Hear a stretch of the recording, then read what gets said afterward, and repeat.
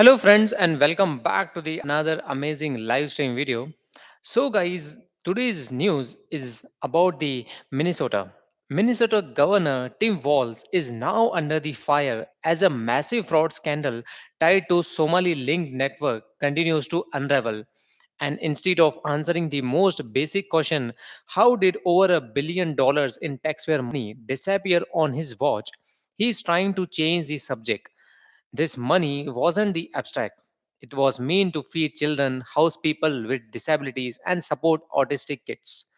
These were state run programs funded by taxpayers, overseen by his administration, and somehow they became the center of one of the largest fraud schemes in American history. Now, guys, let's have this conversation carefully to how Walls is responding because this is important.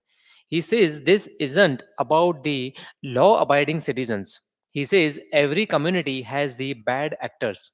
Yes, these were the his words. He says blaming entire groups is unfair, and he says we need to educate people about why they shouldn't commit crimes. But guys, here is the problem. No serious person is blaming law abiding citizens, and no one is blaming the entire communities. So, where is the issue? That framing didn't came from the public. It came from Walls himself. What people are actually asking is very simple. How did this happen? How did the fraudulent organizations keep receiving millions year after year? How were the warning signs were getting ignored? How did the oversight fail so badly?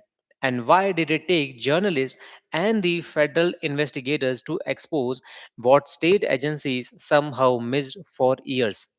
Instead of answering those questions, Walz reframes the issue as if criticism equals bigotry. That move may score political points, but it does nothing to explain why safeguards failed or why accountability seems non existent.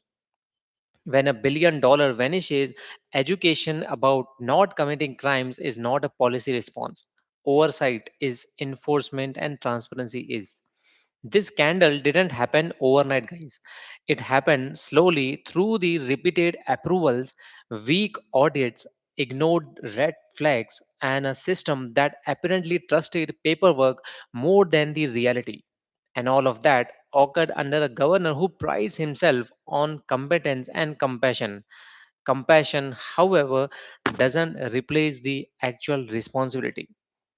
What makes this situation even more troubling is that the victims of this fraud are very people these programs were designed to protect. When funds meant for the hungry kids or disabled families are stolen, the harm doesn't disappear when politicians deflect the blame. The damage is real and it lasts. Leadership isn't about shifting the narratives, it's about owning the failures, explaining what went wrong, and making sure it never happens again. Right now, Minnesotans and taxpayers nationwide aren't hearing that. They are hearing the only excuses, reframing, and avoidance. And that's why this story isn't going away.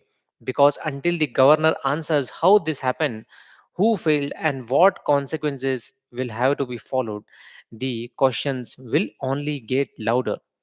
So, guys, if you believe accountability matters no matter who is in the power, drop your thoughts in the comments. And if you want such clear, no spin breakdowns of the biggest stories in US politics, make sure you subscribe and stay connected with us. Thank you so much for watching.